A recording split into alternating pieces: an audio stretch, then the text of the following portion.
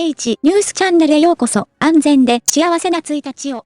皆さん、こんにちは。この神秘的なショーへようこそ。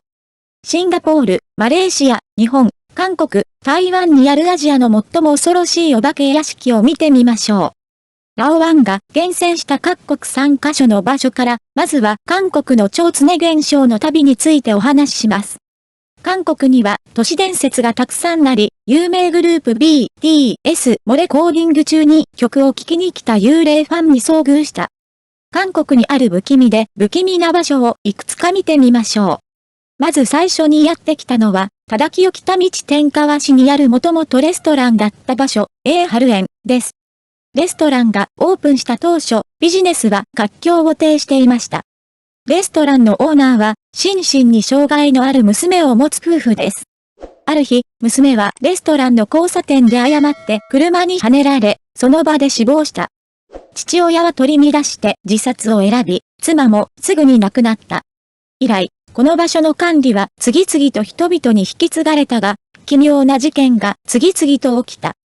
注文後にウェイトレスの幻影を見たという客もいれば、娘の泣き声を聞いた客もいた。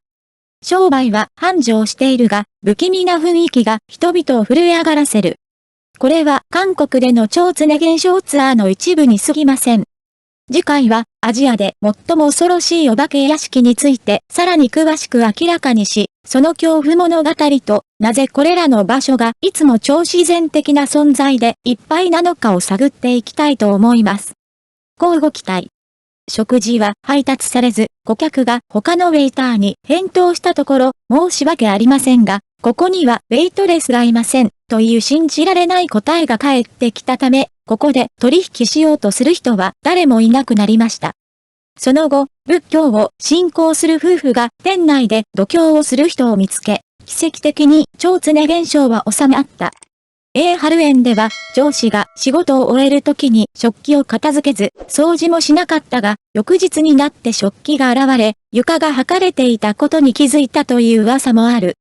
ラオワンさんは、これは実はおまけだと思っていて、そんなお化け屋敷があったら、宿題を手伝ったり、ビデオを作ったりした方がいいでしょう。冗談です。次に、韓国の2番目の超自然的な場所、ヨンドクお化け屋敷について話します。このお化け屋敷はビーチの裏手にあり、戦時中に約400人の若者がここで命を落としました。その後、誰かがその土地を購入し、家を建てる際に大量の骨を掘り出しました。家が完成した後、オーナーは自宅で頻繁に幽霊を見るようになり、あまりの恐怖にすぐに引っ越してしまいました。しかし、ヨンドクお化け屋敷を本当に有名にしているのは恐ろしい出来事をレポートすることに特化した番組は、ヨンドクお化け屋敷を探索することを決定し、芸能人と魔法使いを参加者に招待しました。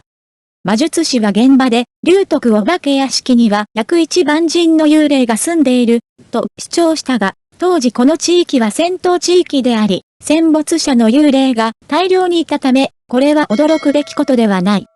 これによりヨンドクお化け屋敷は有名になり、畏怖の念を抱かせる超自然的な場所となりました。次に、韓国の3番目の超自然的な場所、以前は南洋精神病院として知られていたゴンジアム精神病院について話します。この病院は CNN によって世界の最も恐ろしい場所7つに選ばれており、ゾッとする話が数多くあります。コンチガン精神病院はかつて刑務所だったが、病院に改装された後、患者たちが不可解な謎の死を遂げた。結局、学部長は耐えられなくなって、もう引き返せないところまで来てしまった。2018年、コンチガン精神病院の物語はホラー映画、ゴーストホスピタル、パラノーマルライブとして映像化され、魅力的な映画となった。この映画を見た後、ラオワンは、この映画の中にいつも見覚えのあるシーンがあり、人々に説明のつかない既視感を与えていると感じました。上記は韓国の3つの主要な超常現象の名所であり、これらの場所は謎と恐怖に満ちており、数えきれないほどの探検家や勇敢な冒険家が訪れます。これらの超自然的な場所の背後にある物語は非常に興味深いものであり、歴史と超自然的な場所の神秘的な力を尊重するよう人々に警告します。玉水駅の物語については、老王氏がコリアンスーパーナチュラルストーリーズで以前に言及しました。興味のある視聴者は、そこにアクセスして詳細情報を見つけることができます。次に、日本に移ります。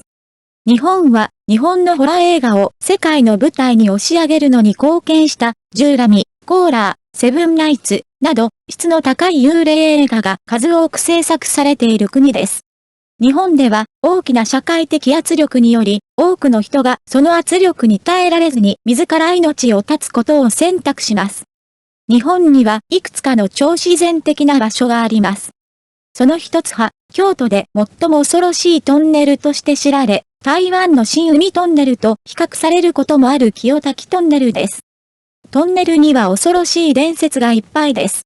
二人の冒険者が清滝トンネルの探索に出かけました。彼らがトンネルを通り抜けた時、帰り道に友人の携帯電話の一台が不思議なことに行方不明であることに気づきました。別の友人はその友人の番号に電話することにし、スピーカーフォンをオンにしました。しかし、電話は鳴らず、突然出ました。電話の向こうでは老人が、青龍に行ったんですよね。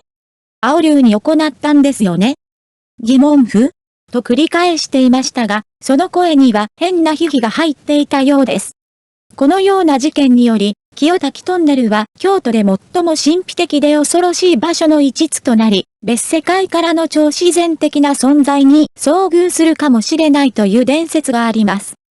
これは日本に数ある超自然的な場所の魅力でもあり、人々はそこに隠された不思議な力について不思議に思います。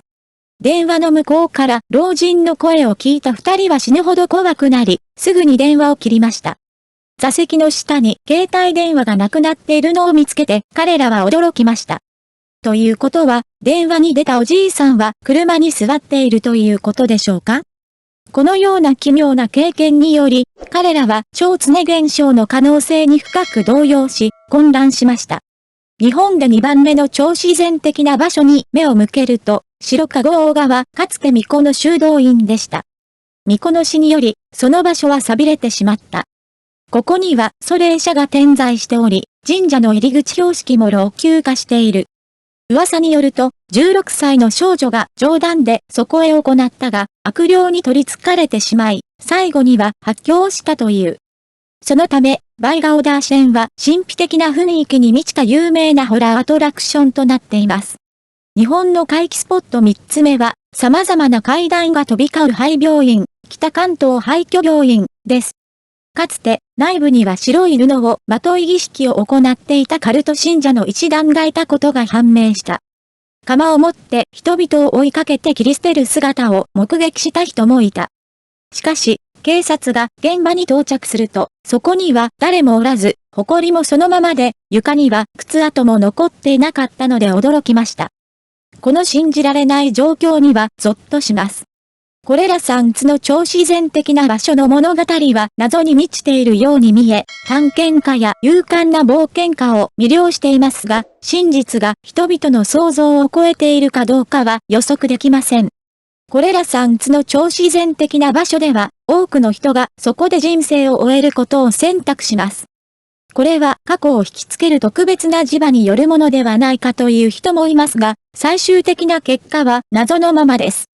霊陽音国、将来機会があれば、この点に関するさらなる情報を皆さんと共有するために別のビデオを作成するかもしれません。さて、私たちはシンガポールのライオンシティに移ります。ここはかつて日本軍が占領し、多くの恐ろしい出来事が起こった非常に人口密度の高い都市です。シンガポール発の超常現象の場所は、車町級としても知られるセントジョンズ島です。この場所はかつて刑務所であり、様々な病気の隔離場所として使用されていました。今では景勝地として整備されましたが、未だに恐ろしい噂が残っています。学生の団体がそこに旅行に行ったところ、夜中に道路を横断する小学生の集団を見かけたが、その小学生の集団は下半身がなくなり、ゆっくりと目の前から消えていったという。皆は幻覚だと思い確認し合った。しかし、友達の一人がいないことに皆が気づきます。しばらく探した結果、その友人は最初から最後までホテルで寝ていたことが分かりました。その友人はその日一緒に行動したと誰もが主張したが、誰と行動したかによってこれが矛盾した。このような奇妙な出来事により、セントジョンズ島はシンガポールの恐ろしい超自然的な場所となり、人々の心に説明のつかない謎を残しました。聖ヨハネの謎では、旅行中に行方不明になった友人についての説明はありません。噂によると、この一帯はかつて日本人捕虜のチェス盤が置かれており、食べられたチェスの駒が直接撃ち抜かれたという。夜にセントジョンズ島に向かうと、捕虜の悲鳴が今も聞こえ、あたりは神秘的な雰囲気に包まれます。シンガポールの2番目の超常現象の場所は、イーストコーストアンバータワーです。ここは現実の出来事が起こり、ニュースにもなった場所です。近くでデート中のカップルが何者かに襲われ、少女は性行為を強要されたが、嫌がったために惨殺された。それ以来、琥珀の塔には頻繁に少女の黒い影が現れ、助けを求める声も聞こえるようになり、千葉クレイが救う場所となった。探検家のグループが実際に調査に行き、その地域に霊が実際に存在することを証明したと言われているエネルギーマップを撮影しました。アンバータワーはシンガポールで有名な超常現象の場所となっています。シンガポールへの超自然的な旅行について話したとき、ラオワンは少年たちに人々を後悔させるような予期せぬ出来事を避けるためにデートには明るい場所を選ぶように思い出させた。最後に、シンガポールの3番目の超常現象の場所、オールドチャンギ病院にやってきます。探検家がこの廃病院の背後にある謎を解明できるかどうかは未解決の謎のままです。旧チャンギ病院はシンガポールで最も悪名高い幽霊の出る場所であり、地球上でトップ10の幽霊が出る場所の一つにさえリストされています。日本統治時代、人体実験と捕虜拷問の恐ろしい歴史がありました。日本の降伏後、病院が設立されましたが、地元住民は常にこの場所を恐れてきました。噂によると、よく泣き声が聞こえたり、医師や看護師も幽霊のような姿を多数目撃したという。最終的に病院は撤去されたが、嘆きの声は続き、この事件は映画、ゴーストチャンギにもなった。遠征隊に入った人の中には幸運にも出てくることができた人もいたが、不可解にも行方不明になった人もいた。シンガポール政府は当初、この建物を取り壊す計画を立てていたが、風水氏は取り壊しは不運をもたらすと信じて強く反対した。その結果、この建物はシンガポールで最も有名な超常現象現場の一つになりました。テコン島はシンガポールで最も有名な超自然的な場所の一つでもあり、過剰な陽のエネルギーに関連しており、そのストーリーを語る関連ビデオもあります。マレーシアで最も有名な超自然的な物語の一つは、ゲンティンハイランドで人間の頭を食べる女性の幽霊の伝説です。この話はかつてイロー王によって言及されました。ゲンティンハイランドに女性の幽霊が現れ、人間の頭を食べるという彼女の趣味が描かれており、この場所はマレーシアを代表する超常現象の場所の一つとなっている。もしかしたら、マレーシアにはもっと知られていない超自然的な場所があるかもしれません。マレーシア人の友達を追加してください。マレーシアには不気味な超常現象の場所がいくつかありますが、その最初の場所が戦争博物館です。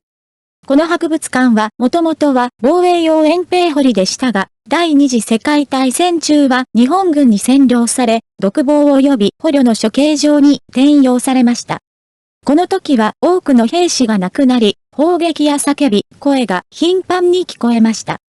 チームが実際に撮影に行き、その時の音声を録音したのですが、このビデオの音声は非常に大きいです。マレーシアの2番目の超常現象の場所は、モナファンディの家です。モナさんはもともとマレーシアの歌手だったが、後に霊能者に転身した。いわゆる魔術の儀式で、彼は脱区を18等分に切り、もともと黒魔術を行っていたシャーガラムの別荘に埋葬した。モナは2001年に死刑判決を受ける前に、私は死なない、という不可解な最後の言葉を残しましたが、処刑後、その家は今日まで放置されたままで、マレーシアの有名なお化け屋敷の一つとなっています。この間、勇敢な探検家たちが超自然的な謎を探るために、この神秘的な場所にやってきました。かつて、マレーシアのモーナ・ファンディハウスに入った探検家が、呪文を唱える黒い影を見たというが、旅行者たちはすぐに嘔吐し、それ以来、誰もこの廃屋にあえて近づかなくなった。その場所は冷たい雰囲気を醸し出し、誰もが避ける場所となった。マレーシアの3番目の超自然的な場所は、1993年に倒壊し48人が死亡した炭鉱砲タワーです。その後、何人かの人々が探検に行き、老婦人と赤ん坊の幽霊を見たと主張しました。